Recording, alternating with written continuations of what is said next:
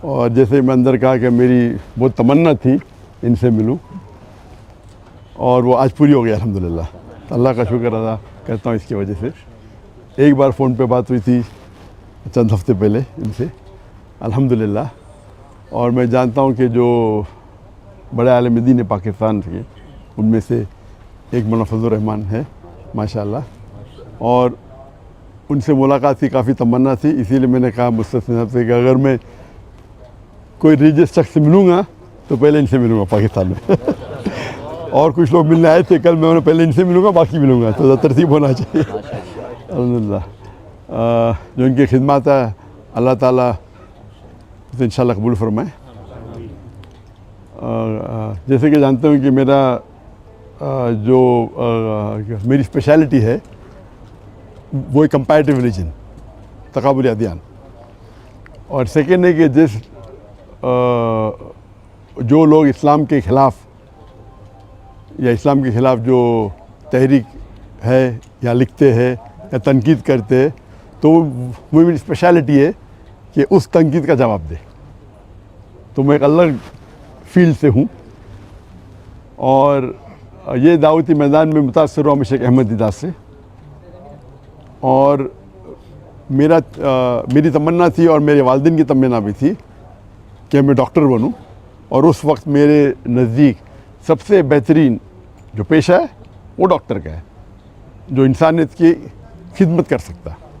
جب میں شیخ احمد دیدات صاحب سے ملا، ان سے متاثر ہوا، پھر قرآن کا ترجمہ، قرآن کو اور ترجمے سے پڑھنے لگا، تو پتہ چلا کہ اللہ تعالیٰ فرماتے سورہ فصلت میں، سورہ نمبر 41 آیت نمبر 33 میں، وَمَنْ أَحْسَنُ قَوْلًا مِّمَّنْ دَعَا إِلَى اللَّهِ وَعَمِلَ صَالِحًا وَقَالَ إِنَّنِي مِنَ الْمُسْلِمِينَ. کون شخص بہتر ہے جو لوگوں کو بلاتا ہے، جو اللہ کی دعوت دیتا ہے اور کہتا ہے کہ میں مسلمان ہوں. تو اس سے ظاہر ہے کہ اللہ تعالیٰ کے نزدیک قرآن مجید میں سب سے بہترین پروفیشن، پیشہ ہے وہ داعی کا ہے. تو جب مجھے ایک اچھا پیشہ ملا جو ڈاکٹر سے بھی اچھا ہے، تو میں تبدیل ہوا doctor of a body to doctor of a soul. ایک طبیب سے جو بدن کا ڈاکٹر ہے، طبیب ہے، میں کنورٹ ہوا روح کے طبیب کے ساتھ. علم الابدان سے علم الادیان. الحمدللہ. اور جیسے کہ آپ لوگ جانتے ہوں گے کہ میرے زبان میں لکنت تھی، کہتے اسٹیمرنگ. اور جب بچپن میں کوئی مجھے پوچھتا تھا تمہارا نام کیا ہے، میں نام ذاکر ہے، یہ زبان میں لکنت تھی. اور ایک شخص اگر خواب میں سوچنا چاہتا ہے، کچھ بھی سوچ سکتا ہے، خواب ہوتا ہے. تو خواب میں یہ سوچ سکتا تھا کہ میں بڑا ڈاکٹر بنوں گا، لیکن کبھی خواب میں یہ نہیں سوچ سکتا تھا کہ میں 25 لوگ کے سامنے تقریر کروں گا، کیونکہ لکنت تھی زبان میں. اس کے بعد اللہ کی مدد آئی، شیخ دیدات سے ملاقات ہوئی، اور موسیٰ علیہ السلام کی جو دعا ہے سورہ طٰہٰ کی سورہ نمبر 20 آیت نمبر 25 سے 28 میں جو شروع میں کہا،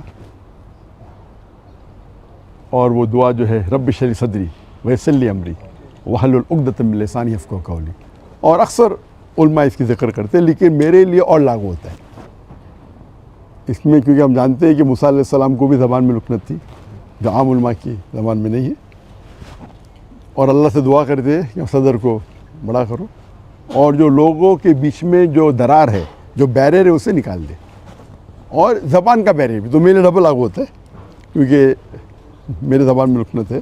اور اللہ کی مدد سے میں تقریر کرنا شروع کیا، اور اللہ کی فضل سے اللہ نے محبت ڈالی. تو میں ناچیز ہوں، میں جانتا ہوں کہ میرے سے زیادہ کروڑوں لوگ جو علم رکھتے اسلام کا اس کے بارے میں، لیکن اللہ نے محبت ڈالی لوگوں کے دل میں میرے لیے. تو یہ ھذا من فضل ربک. اور پاکستان میں ذرا زیادہ محبت ڈال دی اللہ نے. تو اسی لیے پاکستانی سے لگا ہوا ہے. اور ماشاءاللہ کئی پاکستان جب میں جاتا ہوں گلف کنٹری میں، چاہے سعودی عربیہ ہو یا دبئی ہو یا قطر ہو یا یو کے ہو یا امریکہ ہو، تو اکثر پاکستانیوں سے ملاقات ہوتی ہے. تو میرے فون کے لسٹ میں پاکستانی کی تعداد سب سے زیادہ ہے نیشنلٹی میں. حالانکہ پاکستان جو میں آیا تھا بہت پہلے آیا تھا 1991 میں، 33 سال بعد ابھی آیا. اور یہ پہلے بار انشاءاللہ جو امید ہے ایک تقریر کے سلسلے میں.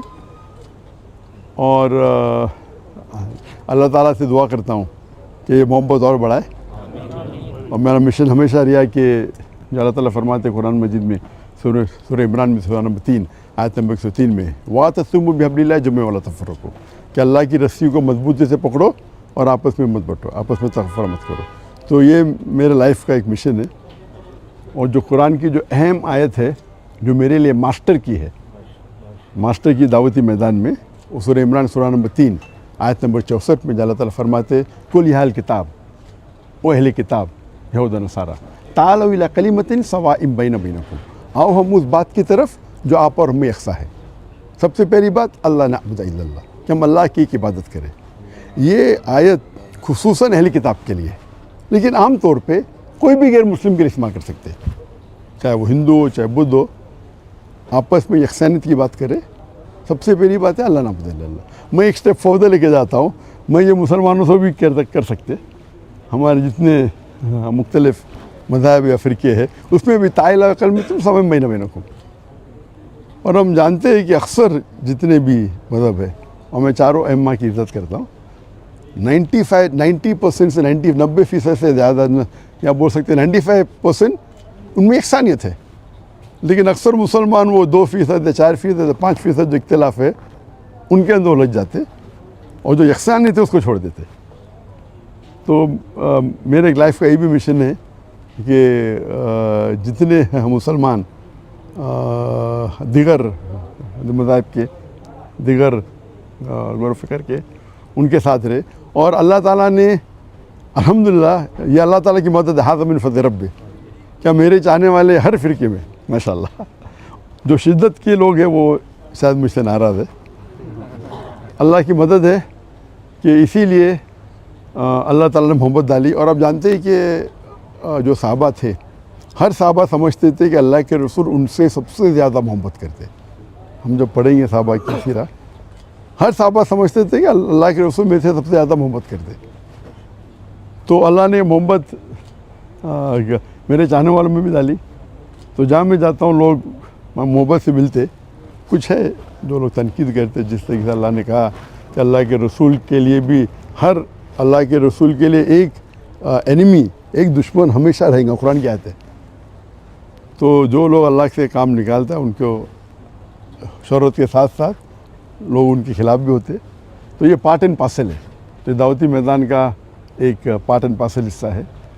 لیکن میں ہمیشہ چاہتا ہوں کہ لوگ قرآن اور اللہ اور اللہ کے رسول کی بات پہ یکساں ہو اور یونائٹ ہو. اس کے اوپر ایک میں نے تقریر کی تھی, دا یونٹی ان دا مسلم امہ, امت میں کیسا ایک یونٹی پیدا کرے. اور انشاءاللہ مجھے امید ہے کہ انشاءاللہ یہ پاکستان کا دورہ مفید ہوگا میرے لیے خصوصاً. اور اللہ سے دعا کرتا ہوں کہ جو بھی تھوڑی بہت میں تقریر کر لیتا ہوں اللہ اسے قبول فرمائے. اور چاہتا ہوں کہ آپ سب میرے لیے دعا کرے کہ اللہ تعالیٰ اس دنیا اور آخرت میں مجھے انشاءاللہ اس کا اجر دے. وآخر دعوانا الحمد للہ العالمین.